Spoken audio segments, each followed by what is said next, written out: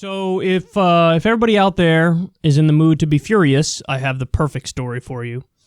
Real News tweeted this out. The Democratic chair of the House Ways and Means Committee killed a bill to stop excessive out-of-network health bills after receiving $54,000 in donations from healthcare and pharmaceutical industry lobbyists.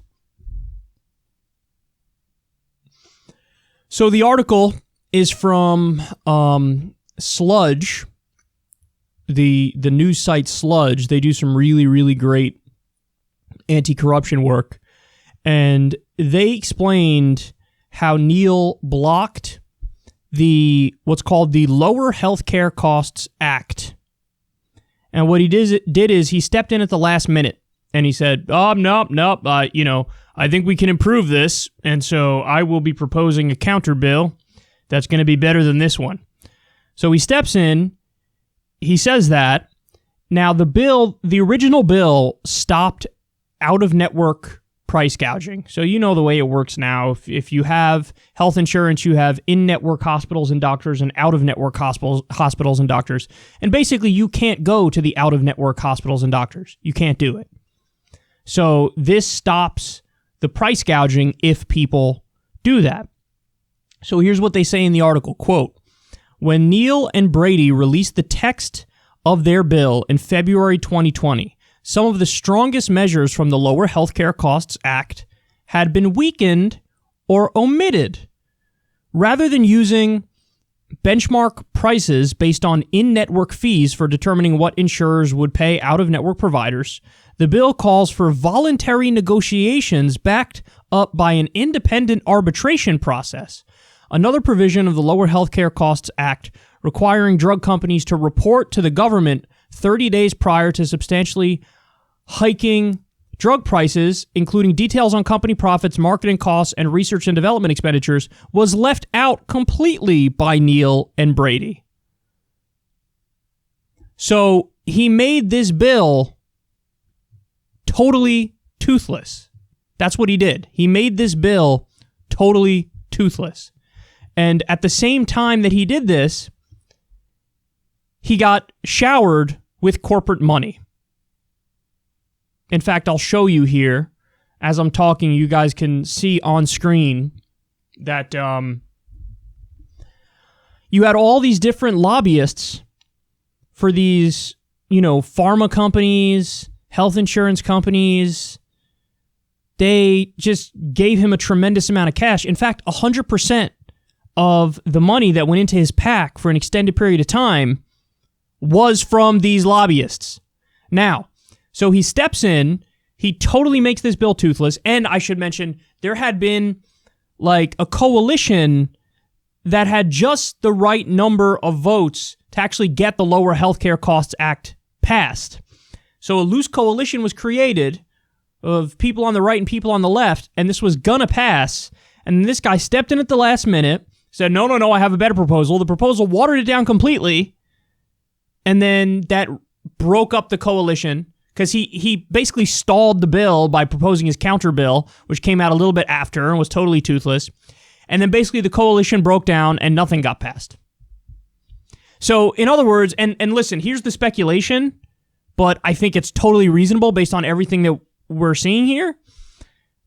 I think it's very possible that there was like legitimately a quid pro quo in this instance, because that's the final excuse when politicians are caught stone dead being corrupt.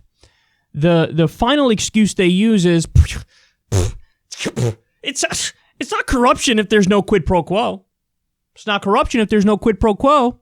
If there's no quid pro quo, it's not corruption. Now that's BS, because sometimes a lot of this corruption is implied. It's soft corruption. It's like, yeah, I'll give you the money and then you'll look out for me, right? They don't tell them exactly what they need to do, but they know what they need to do. Help my industry. It's implied. But the last thing they use is there's no quid pro quo. Well, in this instance, I think if it were to be investigated, I think we'd find out pretty quickly that there indeed was a quid pro quo, because the timing is way too convenient. The timing was that at the last minute, this bill, which would have lowered healthcare costs for Americans was killed. And it's all because of this guy. Because he showered in lobbyist money, because he showered in industry money, and he represents the industry, and he does not represent the American people. So I think if anybody wants to dig a little deeper on this guy, if anybody wants to do that, they're going to find out very quickly. There's a lot of dirt there. And perhaps this is somebody who belongs in prison. It's kind of amazing. We have a system where we've basically legalized bribery in this country, but it may be the case that this guy here, Representative Neal, it may be the case that he still managed to actually do something that broke the law. That's how egregious this looks. Now, I have no idea if he's being investigated. I have no idea if charges are going to be brought up against him. But if he gets away with this, and he very well might, look at the way our system functions. Look at it. Any positive thing that's proposed on any issue, at the last minute, lobbyists for industries could step in and say, I don't know about that. We're going to kill this. And what you have is, functionally, a congressional body which only works for corporations.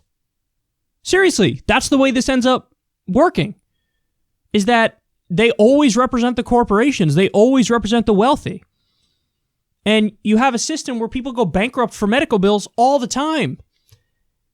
If Washington, D.C. was representing the American people, that wouldn't be the case. You wouldn't have medical bankruptcies. That wouldn't be a thing. You wouldn't have tens of millions of uninsured people. It was already 27.5 million or so before COVID-19. Now we're looking at adding another 43 million uninsured people on top of that. Our system is a joke. By the way, notice who got bailed out first. Who got bailed out first when COVID-19 hit? They rushed in to bail out the corporations and prop up the stock market. That's what they did. So the richest people, the wealthiest corporations, they were first in line. The people who needed help the most, they were last in line, and they still haven't been helped adequately. A one-time $1,200 payment? Are you kidding me? One-time $1,200 payment. That's not a drop in the bucket. No UBI, no Medicare for all, no hazard pay, no rent freeze or mortgage freeze. What a joke this is. Look at the way the system works. This story tells you more about Washington, D.C. than anything you've ever read in your history book. And I'm not joking about that. I bet we could find 1,000 examples that are similar to this. Usually, it doesn't even get this far. Like, you had a decent bill here, which got further than a lot of good bills have gotten previously. Like, they actually had a loose agreement and a coalition, and yes, we're going to pass this, and then all it took was one super corrupt guy to get a bunch of money from all the different industries that are going to be impacted by this. And he steps in and he kills the whole thing and screws over the American people. Screws over regular people. I don't know how guys like this sleep at night. I'm not going to lie to you guys. I have no idea. I have no idea how this guy doesn't look at himself in the mirror and say, wow, I'm a terrible human being. I'm as bad as they get. This guy is way worse than any criminal who's ever robbed a liquor store or something. Are you kidding me? This guy here? Way worse than those people. Way worse. Way worse than a petty thief.